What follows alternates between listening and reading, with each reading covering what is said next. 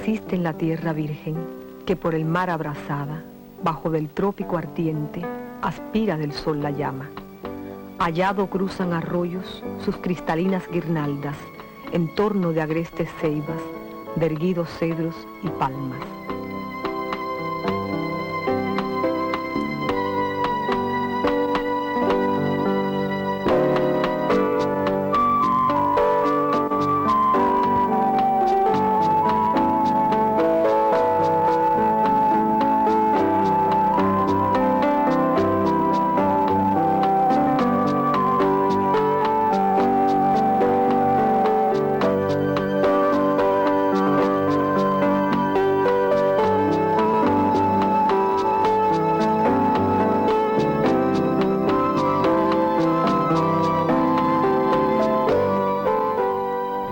Puerto Príncipe es uno de los casos más curiosos en la historia de Cuba. Solo sabemos que, por ejemplo, en el año de 1786, en el primer censo que se hace en Cuba, Puerto Príncipe tiene más de 30.000 habitantes, lo que la sitúa como la segunda ciudad de Cuba y además de eso, una de las primeras 5 ciudades de América.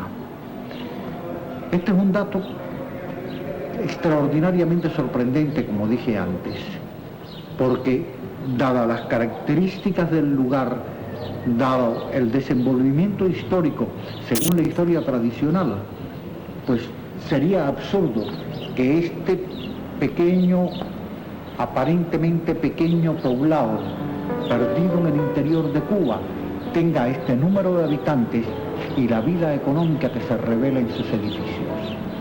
Y no solamente económica, sino todo lo que conlleva este mundo económico.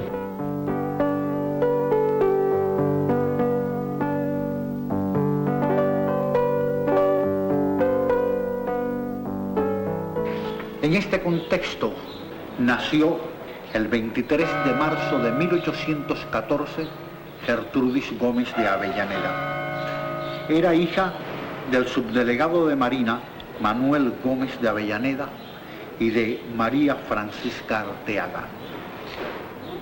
Fue bautizada en la iglesia de la Soledad, cuya pila bautismal se conserva en nuestros días.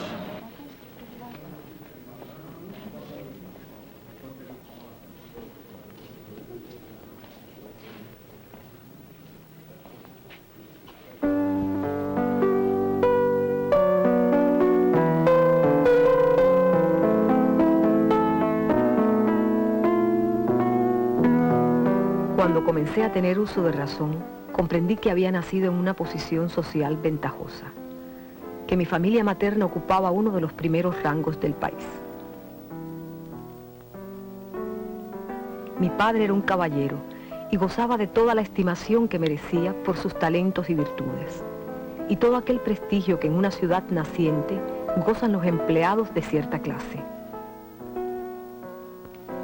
En su vida pública y en su vida privada siempre fue el mismo, noble, intrépido, veraz, generoso e incorruptible.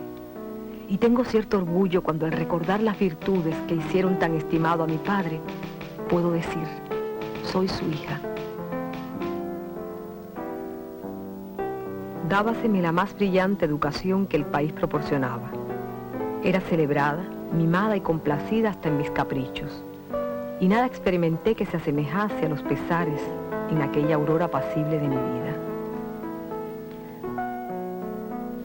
Desde muy niña tuve una decidida vocación de escritora, pues recuerdo que a los 8 años escribí una monstruosa novela de fantasmas, cuyo protagonista era un gigante de 100 cabezas.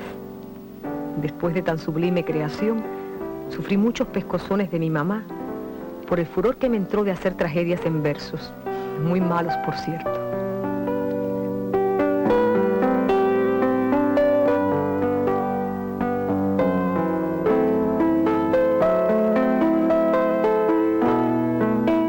Tuve algunas amigas de mi edad. Nuestros juegos eran representar comedias, hacer cuentos, rivalizando a quien los hacía más bonitos. Más tarde la lectura de novelas, poesías y comedias, llegó a ser nuestra pasión dominante. Hablábamos de bailes, de novelas, de poesías, de amor y de amistad. Yo tocaba de memoria algunos valses y cantaba arias de Rossini.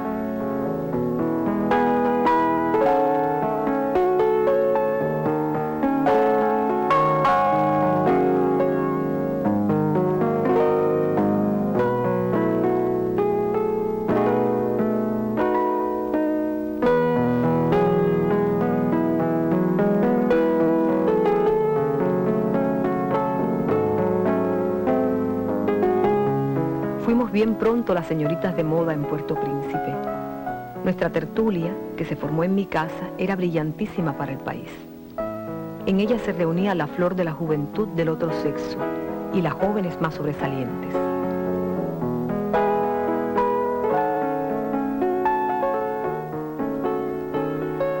Bueno, cabría preguntarse cómo fueron las relaciones de Manuel Gómez de Avellaneda con su hija Gertrudis. Mira, la pregunta tendría un sentido muy profundo en este caso. Se trata de alguien que indudablemente en la tierna edad de la niñez y la adolescencia imprimió sobre Gertrudis un sentido especial de lo que era la tierra española a la cual él pertenecía y que indudablemente añoraba. Indudablemente, Gertrudis desea abandonar a Cuba y desea quedarse en Cuba. Ella tiene un compromiso matrimonial que rompe bruscamente, lo cual crea una tragedia en la familia. Y también parece que tuvo amores con alguien de un rancio apellido de Puerto Príncipe, con un Loinás.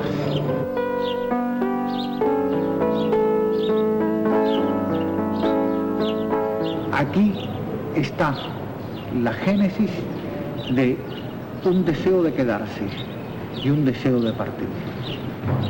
Un deseo de partir que finalmente se va a realizar cuando la madre, que ha casado en segundas nupcias, decide con el esposo partir hacia una tierra añorada e indudablemente no conocida. Perla del mar, estrella de occidente, hermosa Cuba, tu brillante cielo, la noche cubre con su opaco velo, como cubre el dolor mi triste frente. Adiós, patria feliz, Edén querido, doquier que el hado en su furor me impela, tu dulce nombre halagará mi oído.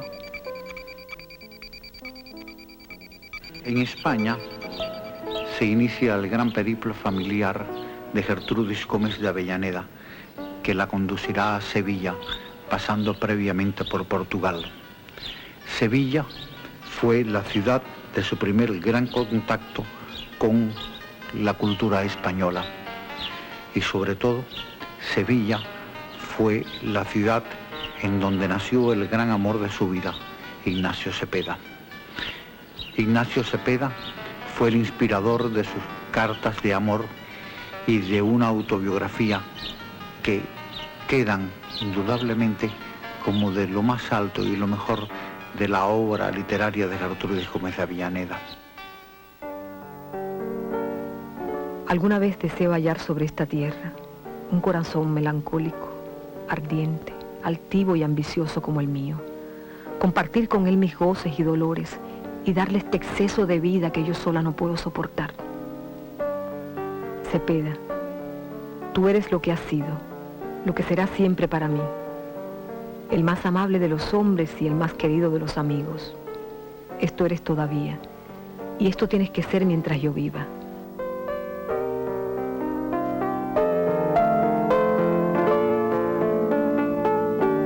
Dentro de la vida amorosa de la Avellaneda, la figura de Ignacio Cepeda cobra una importancia fundamental, porque a Cepeda dedicó algunos de sus más bellos poemas, y entre ellos un poema excepcional porque abre una nueva época en la poesía, que es A él.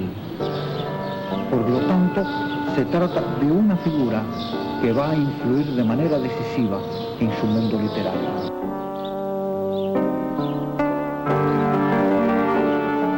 Volaban los años y yo vanamente, buscando seguía mi hermosa visión. Mas dio al fin la hora, brillar vi tu frente, y es él, dijo al punto mi fiel corazón. Por ti fue mi dulce suspiro primero, por ti mi constante, secreto anhelar, y en balde el destino, mostrándose fiero, tendió entre nosotros las olas del mar.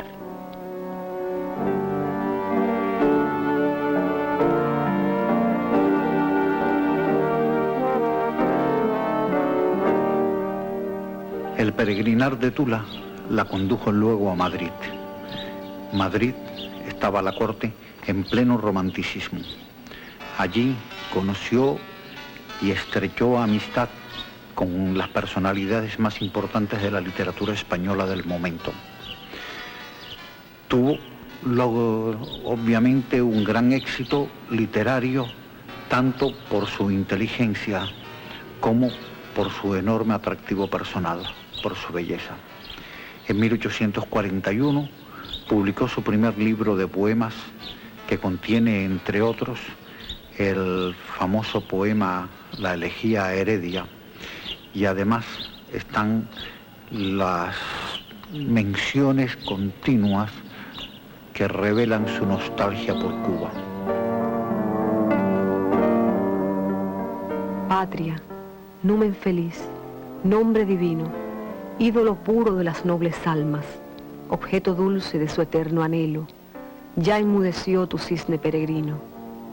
¿Quién cantará tus brisas y tus palmas, tu sol de fuego, tu brillante cielo?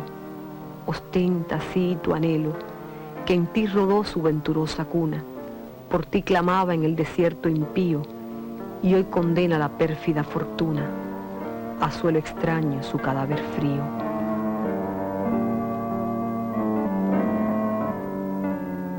Bueno, en Madrid alcanza su clímax esta gran pasión amorosa de la Avellaneda. Tiene unos amores con el poeta Tazara, con quien tiene una hija que muere en los primeros meses de haber nacido, y entre otras cosas se cuenta la actitud de Tazara, muy machista dentro de la época, de negarse a ver la hija que estaba moribunda.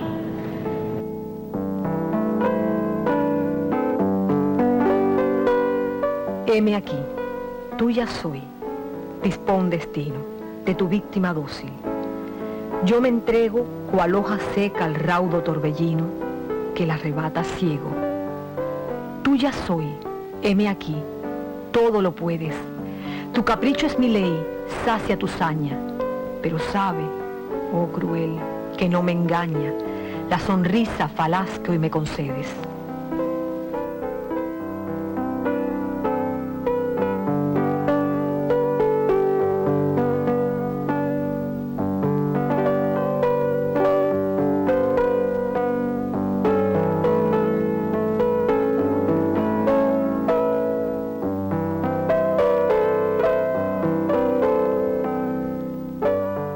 Después de esto, casa con Pedro Sabater. Y el matrimonio posterior con Sabater muestra también el carácter extraordinario de este hombre que fue jefe político de Madrid, de romper también con todos los patrones de comportamiento de la época y casarse con una mujer que había tenido un hijo ilegítimo, como se llamaba por entonces, que debió haber estado estigmatizada en la sociedad madrileña de la época.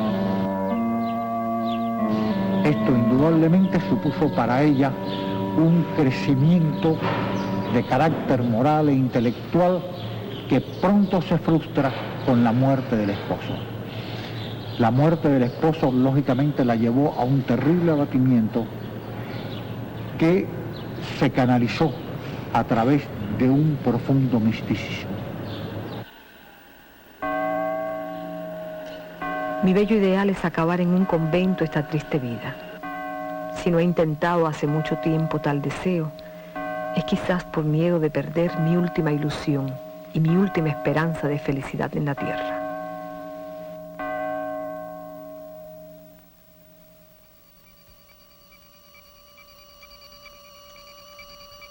El año de 1847 es importante porque reanuda su absorbente pasión por Ignacio de Cepeda y, lógicamente, esta pasión le llevó a escribir varias de las más admirables cartas que dejó de su pluma. Ya se lo he dicho a usted otras veces, que no soy una de esas mujeres que inspiran admiración al hombre que aman por lo muy sensato de sus procederes. Yo nací para tener mi mundo en un corazón que me amase. No lo he conseguido y permanezco peregrina en medio de la tierra, aislada en medio de la creación.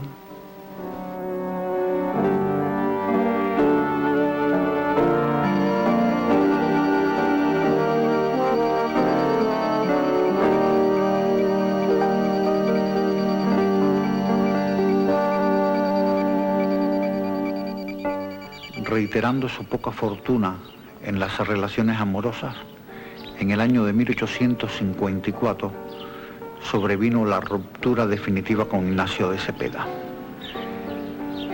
Ya habíamos señalado anteriormente las cartas que ella escribió a Cepeda como de lo más alto de la expresión poética de la Avellaneda, aunque no fuera desde un punto de vista formal verdaderamente un poema. ¿Con qué piensas casarte? No te lo censuro ni lo apruebo. Para mí la verdadera felicidad no consiste en el estado que se tiene. El matrimonio es mucho o poco según se le considere. Es absurdo o racional según se le motive. Adiós, Cepeda. Sé justo con la que te ha amado, con la que te amaría eternamente si tú lo hubieras querido.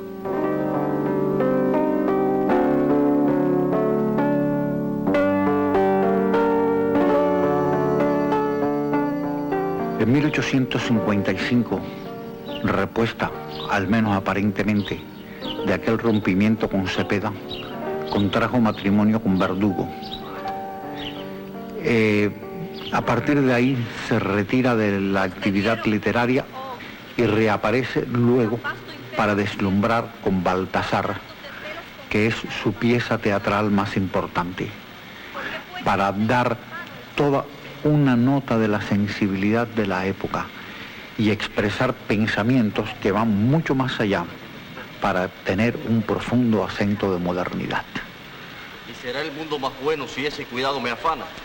No lleva la especie humana desorden, vicio en su seno. Castigo y premio, señora, ¿qué bienes han producido?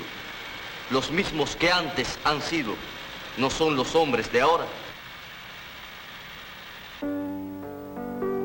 El matrimonio con Verdugo, por circunstancias especiales, significó su vuelta a Cuba, ya que Verdugo, que era capitán de caballería, después ascendido a coronel, fue destacado a Cuba por el ejército español. Y entonces, este hecho de carácter fundamentalmente burocrático le permitió a la Avellaneda el estar de nuevo con sus coterráneos y el ser coronada en el año de 1860 en el Teatro Tacón. Indudablemente, ella nunca olvidó Cuba, creo que la tuvo sumamente presente, y el shock con la patria debió de haber significado para ella quizás una especie de conflicto ideológico, político y artístico enmarcada dentro del romanticismo de su época.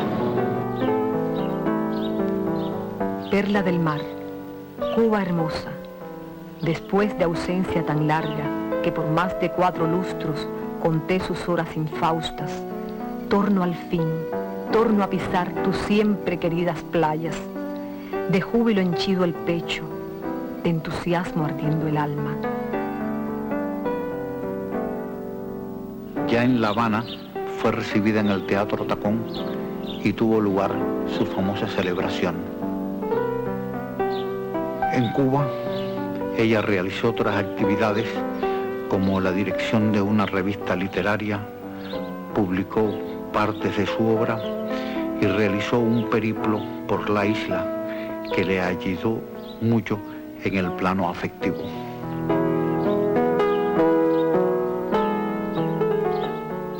Los 10 años finales de la Avellaneda son verdaderamente trágicos. Ya hemos visto que casa con Verdugo, llega a Cuba, es coronada, etc. Verdugo muere en Pinar del Río y ella queda viuda nuevamente. Eso la obliga a emigrar, partir de nuevo de la tierra y regresa a España. En España comienza a dedicarse escribe algunas obras teatrales y se dedica a la revisión de su obra poética para publicar una edición definitiva. Cuando el tiempo y las enfermedades nos conducen al término preciso de la terrestre carrera, el presente que amenaza desvanecerse de un día a otro, casi se hace indiferente. Buscándose en lo ya pasado recuerdos más halagüeños que las fugitivas impresiones de la actualidad.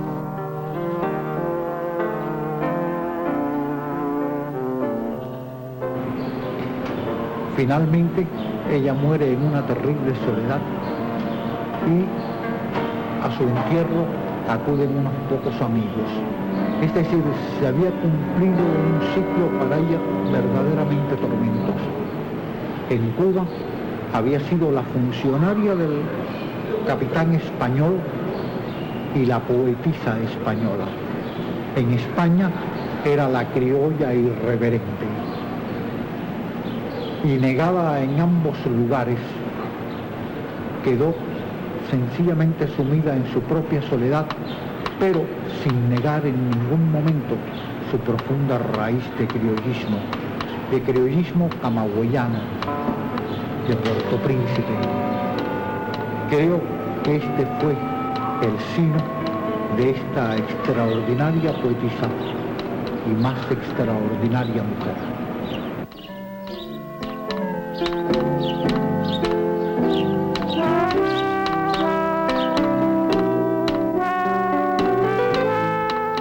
De España en el noble suelo descanse rota mi lira, mas al astro que la inspira, dile tú que alumbra un cielo por el que mi alma suspira.